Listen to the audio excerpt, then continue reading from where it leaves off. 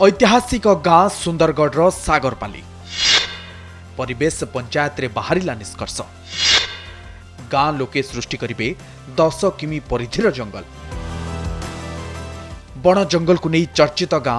सागरपाली टांगरा पहाड़ को घंच जंगल रे परिणत करिसंती ए ग्रामवासी केवल जंगल करि नाहंती प्रतिदिन पाली करी जगुचंती सेही गाँ रे बसिथिला सुंदरगढ़ सदर निर्वाचन मंडलीर परिवेश पंचायत खणी खादान भरा जिले में प्रतिदिन गछ कटा चली धूली धुआं जीवन को आक्तामाक्ता करुछि परिवर्तित जलवायु किभली निज अंचल को सुरक्षित रखिब परिवेश को बंचाई रखिबा पई जंगल सृष्टि करने को निष्पत्ति नैचंती ग्रामवासी परिवेश संपर्कित ए आलोचना रे सामिल हुई निज निज मत रखिचंती परिवेश प्रेमी स्वेच्छासेवी राजनेता और वन अधिकारी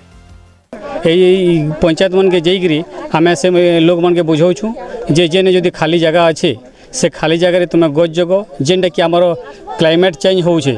परिवेश परिवर्तन होचे आगे जलवायु परिवर्तन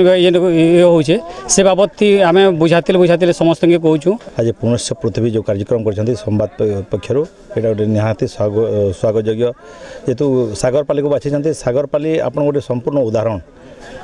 जोटा परिवेश को रक्षा करने आज आप देखुए जो पहाड़ अच्छी से लंडा पहाड़ कहते आज से पहाड़ रे एत सुंदर जंगल सृष्टि करते अनेक जीवजंतु से रोचते तो यहाँ गोटे संपूर्ण उदाहरण सागरपाली ग्रामवासी को धन्यवाद जनइबी आज ये पुनश्च पृथ्वी को कार्यक्रम करते परिवेश को सुरक्षा रखापी आम रेगुलारली अर्बन ट्री प्लांटेशन्स रे फोकस भी करूँ ए वर्ष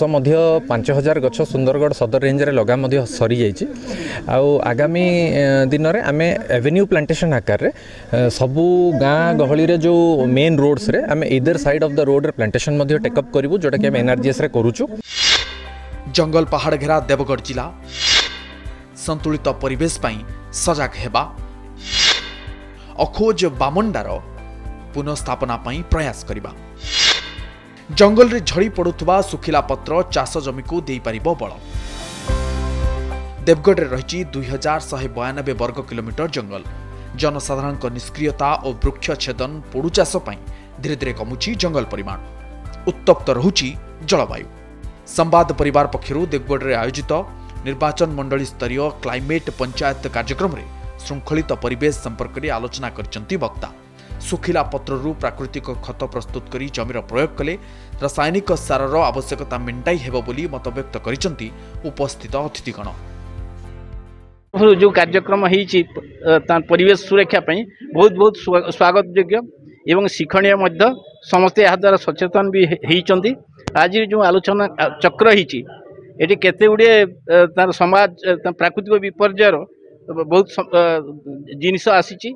जहाँ कि आमर पत्र गुड़ाक अच्छी से पत्र गुड़ाक आम कौन मेसीन माध्यम गुंड करी जमी पकईले जमी उर्वरता शक्ति बढ़िया संगे संगे आम जंगल पुड़ो नहीं जेहेतु यहाँ गोटे आगामी पीढ़ी सुस्थ समाज सुंदर परिवेश गढ़िया यहाँ गोटे बहुत बड़ प्रयास तेणुक आम समस्ते सचेतन होगा निहाती आवश्यक आगामी दिन में जो आमर परिवेशटा धीरे धीरे प्रदूषण हो जलवायु परिवर्तन हो तार माध्यम रे जन आम समाज माध्यम रे जो आमर संदेशटा जाटा बहुत बड़ पदक्षेप 30 जिला भितर गोटे जिला